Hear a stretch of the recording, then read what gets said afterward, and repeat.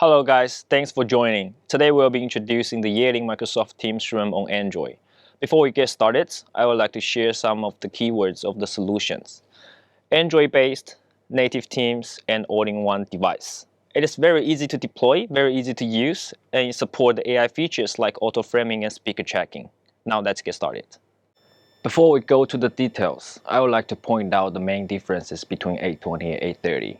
The A20 is designed for the huddle space and small-size meeting rooms, while the A30 is designed for the medium-sized rooms. Compared with A20, A30 built in with dual-eye camera, one for detection and the other one for the video output. This can ensure the video quality in a larger room with more people.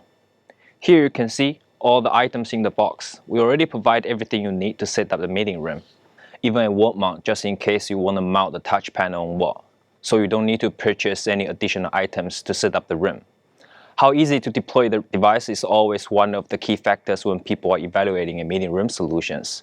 So here I would like to go through how we can easily set up Yealink A30 as an example. Let's first take a look at the interfaces of the bar. We have a DC port here to support the power, and we have two HDMI ports to support the dual display, and we have an internet port for the network. Both of A20 and A30 support the Wi-Fi feature, but we do recommend the customer to use the wired network in consideration of a more stable network during the meeting. Besides, we have a VCH port here for the functionalities like the wired content sharing, and if the customer is looking for any external audio solutions, this is where to connect the external mic. There are two USB ports on the side of the A30, one on A20. This is where to pair with the Yealink wireless presentation pod WPP20 and connect to any external mouse, keyboard, and touch display. Now, let's talk about the camera of the bar. One of the differences between Yealink MeetingBar and others is the lens cap. While the camera is in use, the lens cap will open, and if the meeting ends or the camera is not in use, the lens cap will be closed automatically, so the user will make sure that they are not being watched. We can control the camera manually, or we can enable the AI features like auto-framing and speaker tracking to increase the overall meeting experience. Let's see what happens if we enable the auto-framing feature. As you can see, the AI camera will identify how many people in the room and find the best frame to include all the people. Let's test the scenario where more people come into the room during the meeting.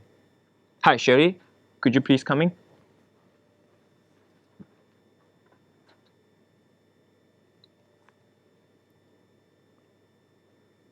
As you can see, the camera reacts quickly when the condition changed in the room. Let's see what happens if we change the camera mode to speaker tracking.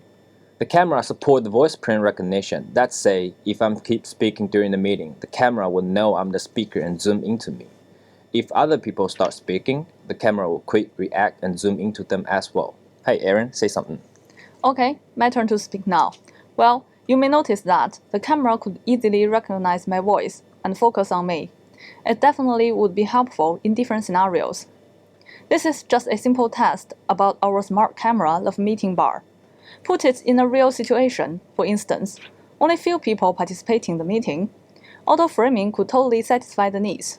As for meeting with more people, the speaker tracking feature ensures the camera focuses on the presenter, which would absolutely improve the meeting experience.